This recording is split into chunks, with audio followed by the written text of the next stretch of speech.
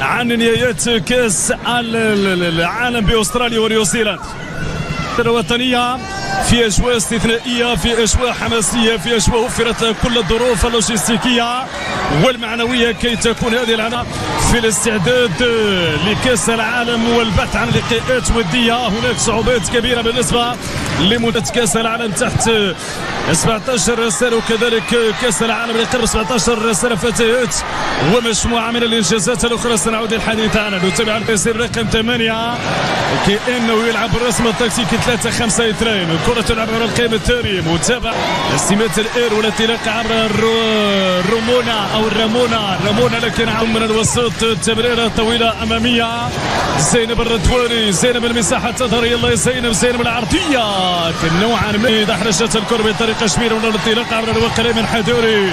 عرضيه تلعب اللي عندها تجارب مهمه وبذلك ركائز مهمه للمنتخب السويسري. هنا العرضيه وهنا الفرصه المغربيه. التمر الوطني هنا تمرير الكره بطريقه شميله لفائده سكينه ديكي الوزراوي. يلا سكينه ديكي يجب ان يكون هناك شجاعه المراوغه والتقدم بالفصل المنتخب السويسري.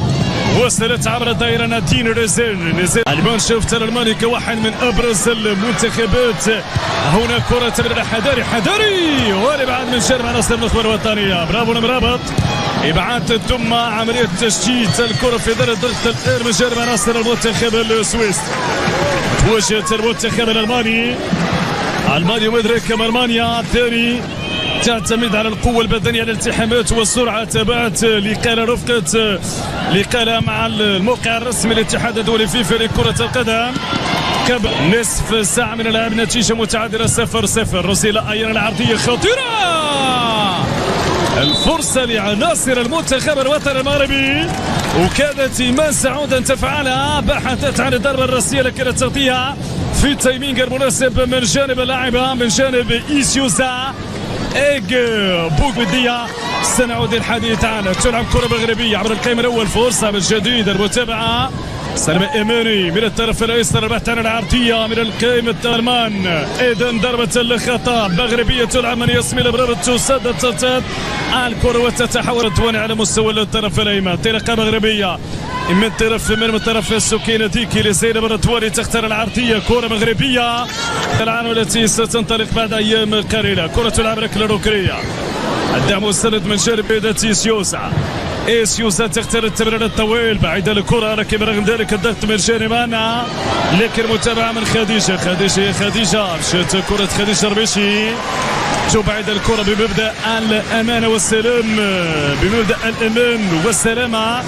يتم إبعاد الكرة من طرف خديجة ربيشي بعد إرجاع الحصيلة مرعبة من جانب هذه اللاعبة المميزة. هنا بالرأس الإبعاد الصغير أعين تراقب وهنا التنفيذ عبر القائم الثاني. بعيد الكرة بعسيس يوريخ تنفذ الركلة الركنية عبر القائم الأول بالراس بعد حداري. مرت امام سومباسو ارادت ان تستثمر الكره لاعبه سورفيت. هنا محاوله تسيير عبر القائم الثاني ثم هنا عمليه تنفيذ تمرر لايلودين نقاش عبر الوقت الايمن لروسيلا وهذه سكينه ديك الوسراوي. سكينه نصر النخبه الوطني. هذا ما قلت. لاحظوا بسرعه تعود النخبه الوطنيه. الزياده العدديه يجب استثمار التسلل في يد سكينه ديك الوسراوي. العرضيه عبر القائم الثاني. تسرع بين سريعه لم تستثمر الامن ان تستثمر الثاني. هنا مقوصه راسية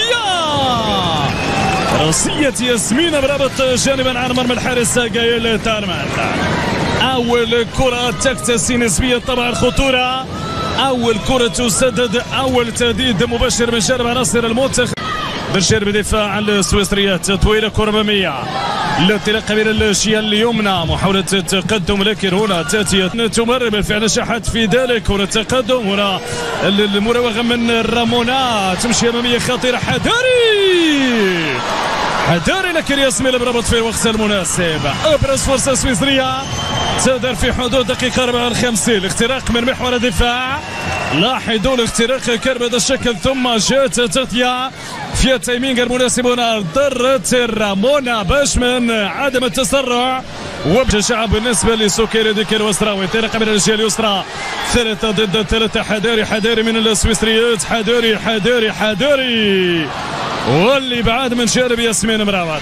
ياسمين امام هذه الانطلاقة السريعة من جانب اللاعبة مريم ترشون البديلة قبل حدوث ورقة هجومية يراهن بشكل كبير عليها بالنسبة للمنتخب. على الثانية تمرير الكرة بجانب غزال الشباك، مشى التمرير على المقيس من سلمى ماني، وصلت الجهة من عرضية خطيرة وتضيع الكرة لفائدة المنتخب الوطني المغربي. قبل حد وغاب التركيز وغاب استغلال تمريرة سكينة ديكير وستراوي.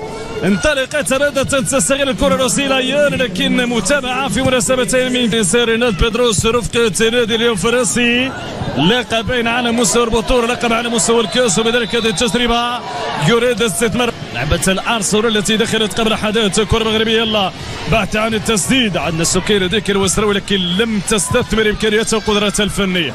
وصل الجيش الملكي بطولة إفريقيا بالنسبة للأندية. بالنسبة لفريق الجيش الملكي ولا تغطية كانت مجانب دفاع فريق الدفاع المنتخب الوطني تسدد بعيدا عن مرمى الحارس، رقم ليس بالسهل والهين بالنسبة لهاته المدربة حينما كانت مهاجمة. التسديدة سالت في الركلة الركنية فاطمة تاغناوت، فاطمة في تنفيذ الركلة الركنية عبر القائم الثاني. فرصة البحث عن الراسية عندي وكذلك على مستوى المنتخب السويسري. فاطمة تاغناوت، يلا تاغناوت المساحة يا تاغناوت، الفرصة يا تاغناوت، يلا تاغناوت انتظر الدعم والمساندة. تاغناوت متابعة من العرضية، فرصة خطيرة